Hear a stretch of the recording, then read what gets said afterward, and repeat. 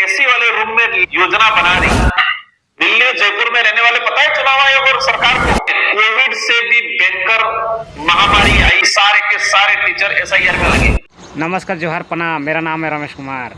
तो साथियों, एसआई तो पूरे देश लेवल पर ही बहुत ही मुद्दा बन गया है और इसका उनका पुरजोर से इनका प्रचार और कर्मचारी इनके काम में लगे हुए हैं और दबाव के चलते ही जितने भी सरकारी कर्मचारी हैं एसआई करने पर लगे हुए हैं।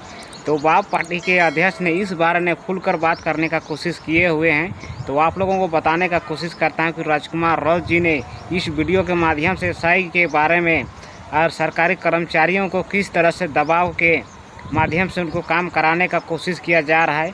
और इसी दरमियान में सरकारी स्कूल जो कि गरीब शोषित समुदाय के बच्चे पढ़ते हैं, वैसे वैसे विद्यालय का अध्यापक उस कार्य में भी लग गए हैं, जिसके कारण से वहाँ पर पढ़ने वाले बच्चों को बाधित हो रहा है और उनको शिक्षा नहीं मिल पा रही है। शिक्षा नहीं मिलने के कारण है कि उस स्थान पर पढ़ाई नहीं हो पा रही। पढ़ाई नहीं हो पाने का कारण यही रहा कि अभी के टाइम एसआई का काम पुरजोर से पूरे भारत लेवल में चल रहा है, जिसके कारण से अध्यापक की कमियां हुई है और उस स्थान पर अध्यापक भी उस कार्य में निकल पड़े हैं, जिसके कारण से सरकारी स्कूल के बच्चे पढ़ाई नहीं कर पा रहे हैं। उनको कोई भी अभी अध्यापक के द्वारा अध्ययन अच्छी तरह से नहीं किया जा रहा है। तो यही चीज़ को राजकुमार रौत जी ने अपने वीडियो के माध्यम से खुलकर बात करने का कोशिश किए हैं और क्यों किए हुए हैं, तो आप लोग इस वीडियो के माध्यम से देख सकते हो कि राजकुमार रौत जी ने क्या कहने का कोशिश किए हैं और उनका कहने का क्या तात्पर्य है। और आप लोगों को इस वीडियो को पूरा देखकर ही समझना चाहिए कि राजकुमार रौत जी ने एसआई के बारे में, एसआईआर के बारे में क्यों कह रहे हैं और क्यों कहने का प्रयास कर रहे हैं। करने वाले जो चुनाव आयोग हो, सरकार हो, इन्होंने एसी वाले रूम में योजना बना दी। ये कह रहे हैं कि पर बीएलओ को दिन में 50 फॉर्म भरने हैं। शहर वाला व्यक्ति चलो कर सकता है, शहर में भी इतना पॉसिबल नहीं है। ग्रामीण इलाके के अंदर 1 घंटे में एक मकान पे पहुंचे, इतनी दूरी पे मकान है। दिल्ली और जयपुर में रहने वाले पता है चुनाव आयोग और सरकार को कि भारत कितना बड़ा है, भारत के घाट कितने बड़े हैं, पहाड़ है, नदियां हैं, नाले हैं। एक एक घर को पहुंचने के लिए आधा 1-1 घंटा लगता है। तो एक बीएलओ 50 जगह कैसे पहुंचेगा? इतना बर्डन डाल रखा है। रात की 10-10 बजे तक अधिकारी कर्मचारी काम कर रहे हैं, सारी योजनाएं। और इस सरकार में और इस साल में कोविड से भी भयंकर महामारी आई है। वो सरकार महामारी लाई है एसआईआर के रूप में। कोविड में स्कूलों का बच्चा बिगड़ा, उस समय स्कूल बंद रही, लेकिन आज स्कूल खुली है, बच्चा जा रहा है, लेकिन सारे के सारे टीचर एसआईआर में लगे हुए। बीएलओ लगा हुआ है, सहायक बीएलओ लगाए, अन्य टीचर लगाया, सुपरवाइजर लगाए, जितने प्रोफेसर थे उनको सुपरवाइजर लगाए।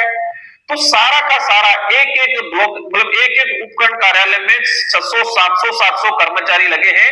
इसमें से अधिकतर एजुकेशन डिपार्टमेंट से। अभी अर्धवार्षिक परीक्षा चल रही है, इसके बाद स्थिति ये बनने वाली है।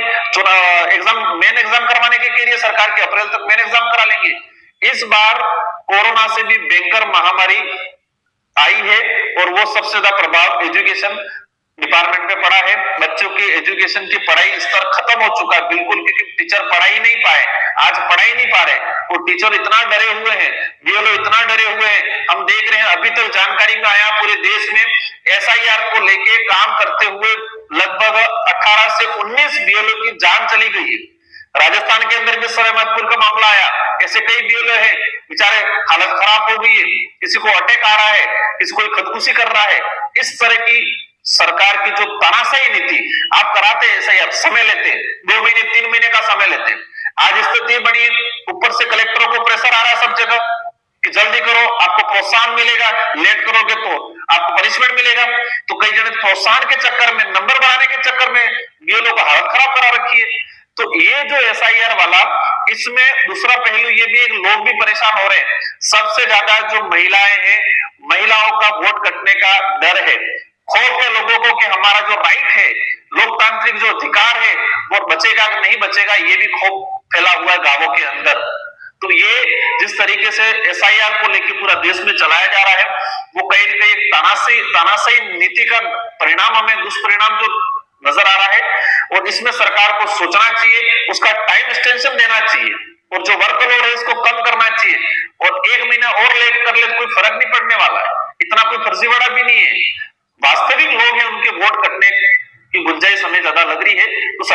सोचना चाहिए।